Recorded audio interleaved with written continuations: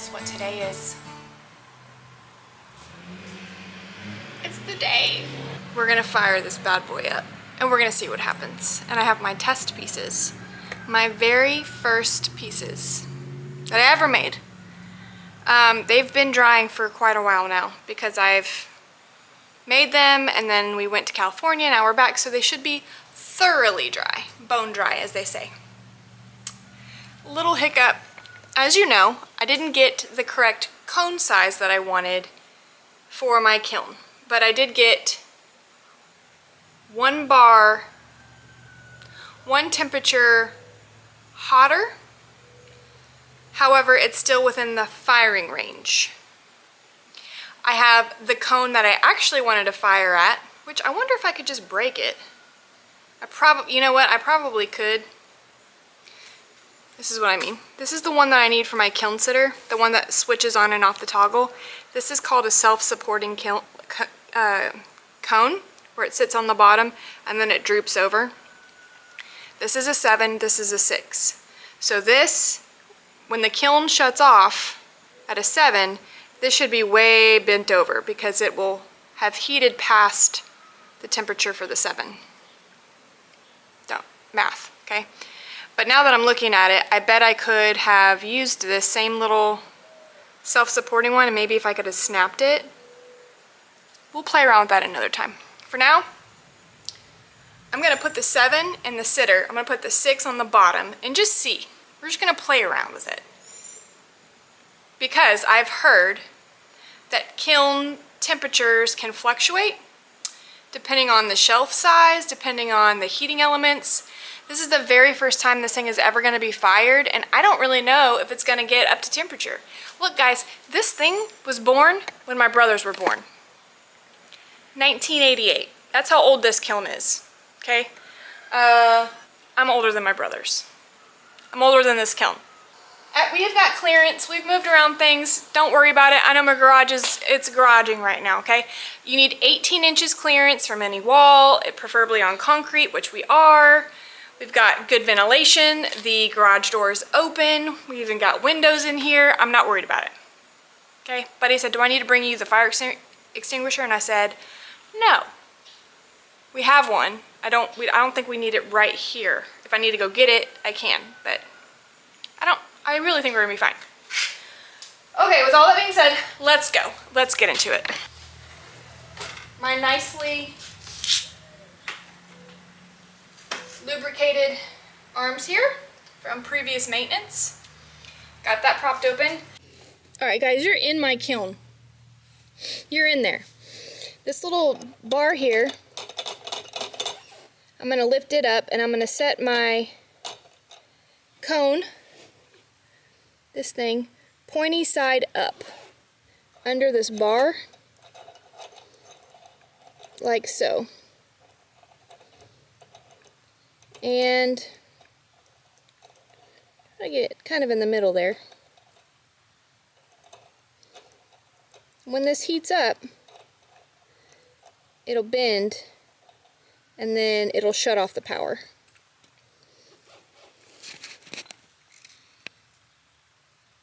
Like that. I'm going to take my other self-supporting cone and set it right there. I'm actually going to put it in front of the peephole because if I get down, I could probably look through this little peephole and see if it's bent over or not. At the same time, I'm working outside of the kiln because I have to do the latch on the outside at the same time as I do this in here. Okay.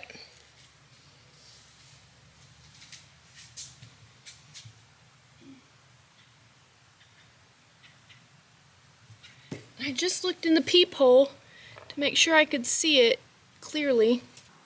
Oh, there it goes. See that? There's the cone. So I'll be able to see if it falls over. Then at the same time, I had to hold this up, hold this little trigger up while I set my cone in there. It's all a process. Okay, so we have a cone 6 self-supporter, a cone 7 in the kiln sitter. Keep that in mind. We're gonna mess around with that. And now I'm gonna load in my pieces. which are right here. Okay. I am not gonna lie, when I did this kiln wash, it's been a couple days since I did the kiln wash. It feels just, it doesn't look like these shelves. Look at these shelves that I did. I think I'm going to, these are fully dry. That down there feels a little like, just, maybe it's because it's been outside and it's been raining and the humidity is like sucked into it. I don't know. I don't really want to take any risks of putting my pieces down on top of it. So what I think I'm going to do is put a few pieces of furniture in here, then put my shelf on top of that, and then put my pieces on the fully dried shelves. That way, maybe with this bisque firing, the bottom will cure. I don't know. I'm just making stuff up as I go. But I would hate for any trapped moisture to be underneath that bottom piece and crack my pot somehow, some way. Sounds good to me. I will tell you what I don't want to do though. I don't want to make it so low that I can't use my self-supporting cone. So whatever furniture I use is going to have to be taller than my cone in there. Which I think these three will be. Yeah. So just set 3 in here. And what I think is pretty cool is I can add another cone on top, the self-supporting ones on this shelf, just so I can see if the heat is if the heat distribution is even between the floor and this shelf. Because if the cones bend at the same amount, or if one's a little slightly bent, one's bent all the way over, then I know we've got some heat problems throughout the elements. That is what we will do. Another cone 6. I'm just going to put it right in the middle. And then I'm going to put my pieces all around it. I'm adding Alora's clay turtle she made. One of the legs broke off early on, but I think it's adorable, so we're going to add the turtle in there. Adding my bee mug. She's a thick girl. This is a thick mug, but that's okay. We love the ones that are thick. All right.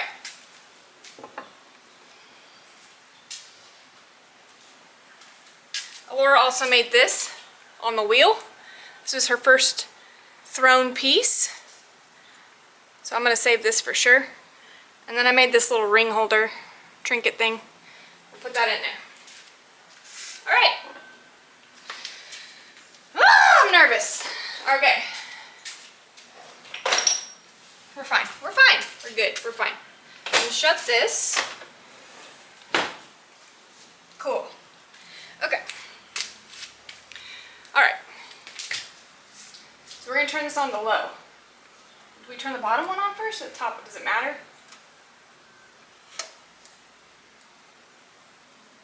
Oh. There's a power button. Oh my gosh, okay.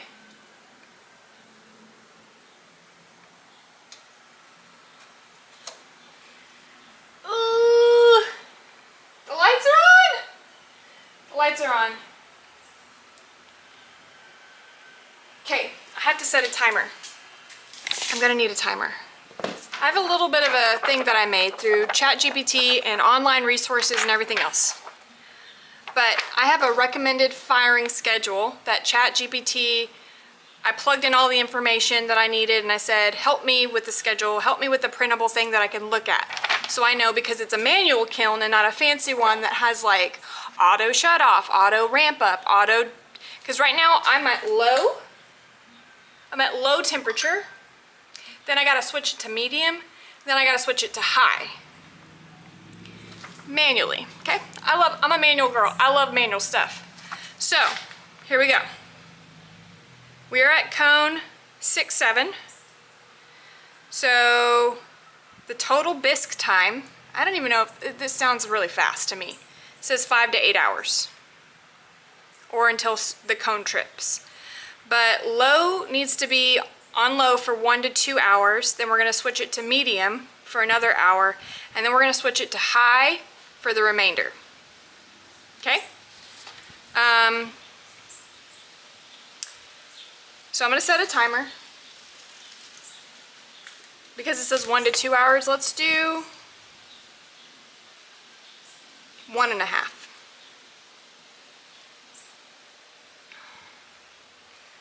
1.5. 1 hour and 30 minutes, starting now. Then we're gonna go to medium. It's starting to get a little windy outside. Might have to shut my garage and just crack it a bit. Okay. On another note, if you've not experienced, or if you don't know what Reddit is an online forum where there's a ton of topics and groups that you can join, and you can pull up previous discussions from other people.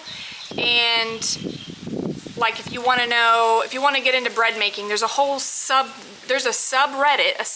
a group all about bread making. You could even, there's a sourdough group, there's all sorts of like little miniature groups, right? So anytime that I want to do research or anytime that I'm looking up stuff, I love to go to Reddit as well, because I can learn from other people, teaching other people about what they've gone through, what they've experienced. It's like Google, but like finite, more honed in on specific topics. I went online to look for my 1988 kiln manual because I really wanted the manual. It didn't come with a manual, it came in pieces. This kiln is a Blue Diamond kiln. Blue Diamond is no longer in production. They don't have a website, they don't have online material, they don't have any of that. So I scoured the internet to see if anyone had a manual for this kiln from almost 40 years ago. Lo and behold, in Reddit, in a group for kilns, someone kept their manual from Blue Diamond from their 1987. I have an 88. But many people said that the differences in the kilns back then, like if it's a manual kiln, it doesn't even matter if it's Blue Diamond, it could be Paragon, it could be Scott, it could be something else. They're very similar. I mean, they just have a little bit of a different technology, maybe a little bit of a different button setup, but the essentials are the same, right? Low, medium, high. Luckily, I found 1 year off of my build year, but they had a lot of the same stuff in here. So I was able to print off all of it, including the sales brochure, which I thought was really neat. It had my model in it, as well as all the other different models that were built in the similar time frame. See, this is mine. Mine is model 180D. That's the one I have right now. And it has all this information about it. So, yeah, I'm really happy that I got to get this manual, printed it off. Thank you, Reddit. Thank you, Reddit person who saved it from so long ago. And the condition it was in, look at when they scanned it in, it even had like watermarks and stuff on it, which I think is pretty cool. So, now we wait. I will say, one thing that I'm gonna have to do, which the guy at the pottery store gave me advice on this. It's this hole. This hole at the top. You need to vent your kiln until it reaches 1,000 degrees. I don't know what 1,000 degrees is for this because I don't have a pyrometer, which is a digital probe that you can drill into the side of your kiln and put in there to see what the temperature is at. I don't have one.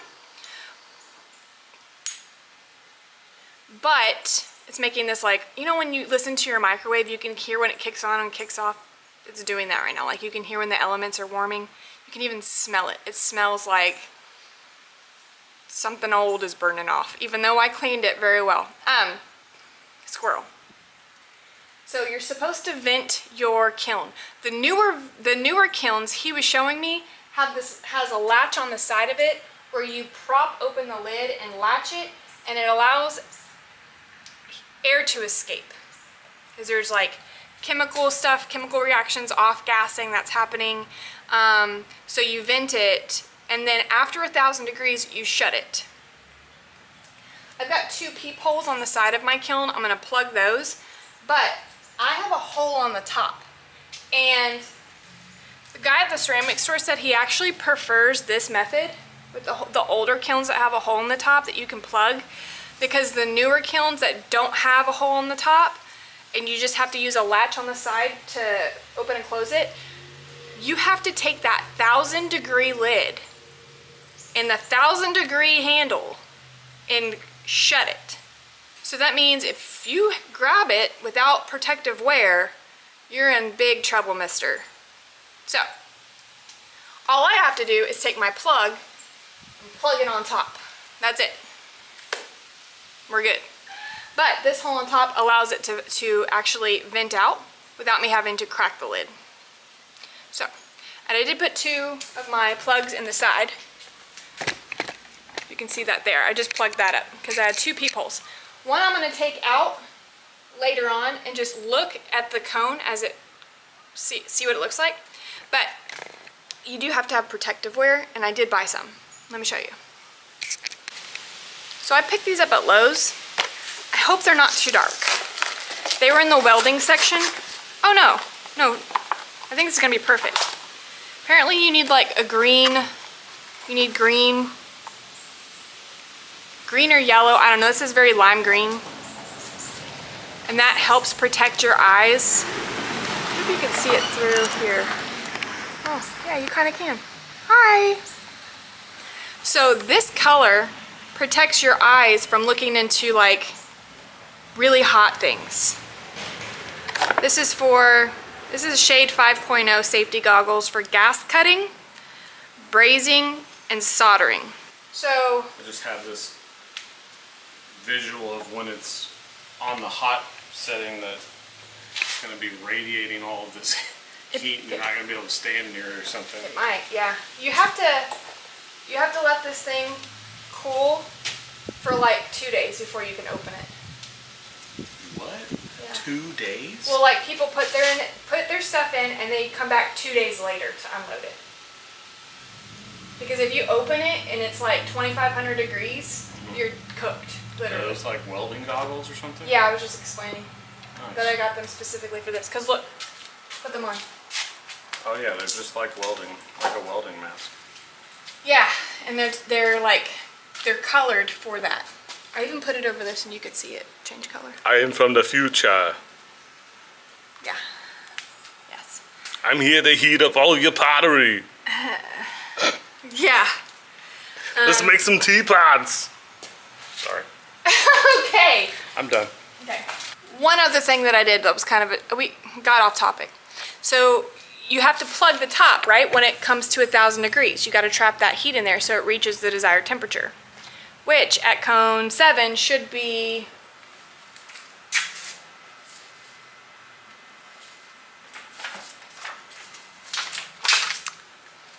hold please.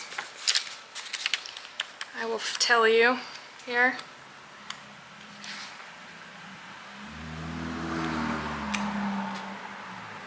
And my handy dandy manual. Here we go.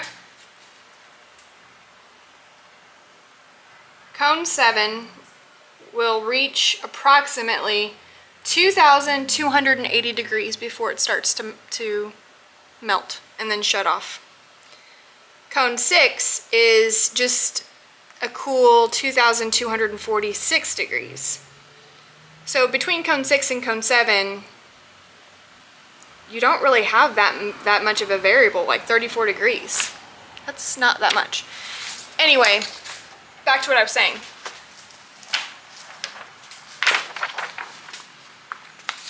I have to plug the top at 1,000 degrees. I don't have a pyrometer. So I said, ChatGPT, do the math. Based on the low, medium, high firing schedule, tell me when I need to cover it, because after each hour, it climbs 200 degrees. I'm sure I could have figured it out. No, I couldn't have. I'm not good at math. It gave me this graph. Pause if you'd like to. So basically, the temperature rises as the hours go by, right? And then when it approximately reaches, or it should reach around 1,000 degrees, it's gonna be around the 4 hours, and let's just say 4.5 hours. So after 4.5 hours, I'm gonna put a plug on the top. Some people put a brick, whatever you gotta do, but you just make sure that it's a plug that's good for your kiln. So by that time though, my kiln will be on high heat by 4.5 hours. Because after an hour and a half, I'm gonna move it to the medium setting, let that set for an hour, then I'm gonna move it to the high setting. Why can't you just go straight to high? Great question. So the low setting, and people do this, what I think is called candling or something else, can't remember the other thing.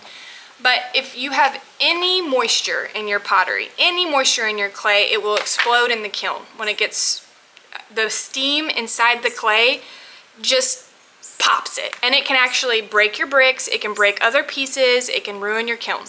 So some people, when they think that they might have a little bit of moisture left in their pottery, if they don't know exactly how long it's been sitting out, they'll put the kiln on low and just put their pieces in there and set it overnight for like hours to thoroughly dry out their pottery. It's kind of like when you preheat your oven. You need it, you know, like if you want to keep something warm or keep it on a low, whatever, to just whatever. So we're preheating right now. We're preheating to make sure that the pieces are completely dried out. I'm especially worried about the bottom layer that had kind of the kiln wash just was weird to me. So that's the purpose of the gradually increasing your temperatures.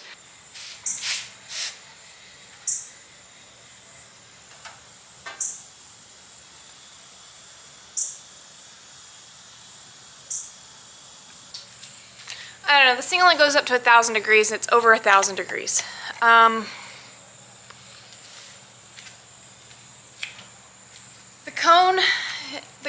The self-supporting cone, the one on the bottom, it's not bent over like this. I mean, it has like a slight curve to it, like this, but not fully bent. And that was a cone 6. And the cone that I put in there for the trigger mechanism was at cone 7. So why a cone 7, which is supposed to melt at hotter temperatures, melted before the other cone did, has me, and it's very, I feel like an early shut-off time. Because it's 9 o'clock. What time is it? No, it's 8:30.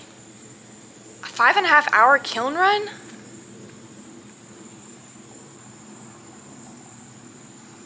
I don't know. I'm gonna have to do research. And I can't open this up to look at the other cones. The one in the middle on the shelf, and then also the one that was the actual little one.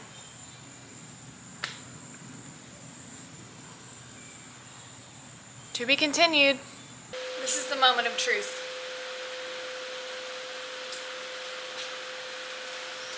We're gonna open the kiln for the first time. I am not expecting anything great because yesterday I started the kiln around 3 o'clock. By the time I came back to check on it around 8:30, it had already shut off. So the kiln only ran for 5.5 hours approximately. And I think that was way too short of time. Okay, so I've seen other people talk about how their kiln runs for like 13 hours. And mine only ran for like 5.5 maybe. So don't have a whole lot of faith that it fully fired and reached temperature. I don't know what went wrong, but I did go ahead and order a calibration tool, because if it's not calibrated right, the little arm can drop prematurely or whatever. And I guess I didn't really think about that until I feel like it dropped really quick. The other thing that I might not have done properly is the firing schedule that I got. Everyone does theirs differently. And you know what, let's just open it up. I can't keep talking about it. To know when to open up your kiln, it needs to be like below 200 degrees. And the way you figure that out is you're supposed to just touch it and feel if it's like, why not? Yeah. But lucky for me, I have this little heat gun. And I just kind of shoot my little thing down in the peephole, and it says it's 87 degrees. It's cooler in there than it is out here. It is somehow. That's, what? I don't know. Okay, let's see it. So,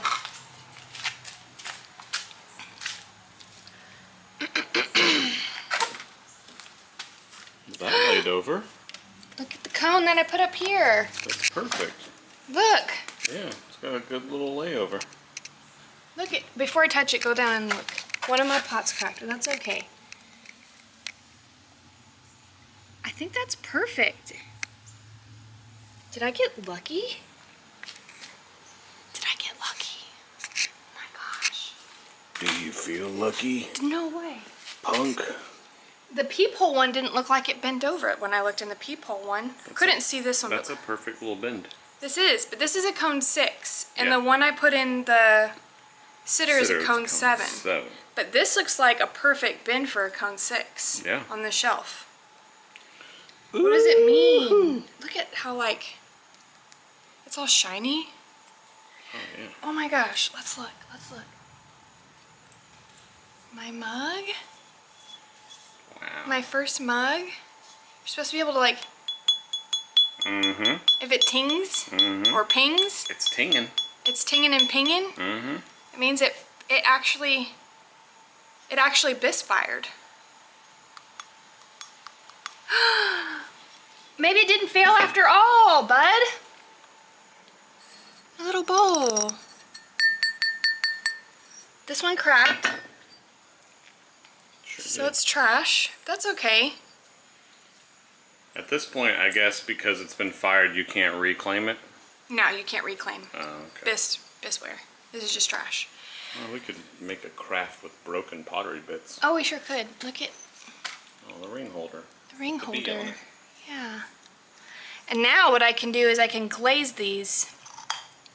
Also, Alora's turtle. Oh, yeah. Did you know that I've come to find out that a lot of people have special trinkets that they put, like good luck charms that they put on top of their kiln every time they shut it? So this could be my special, my good luck charm. Yeah.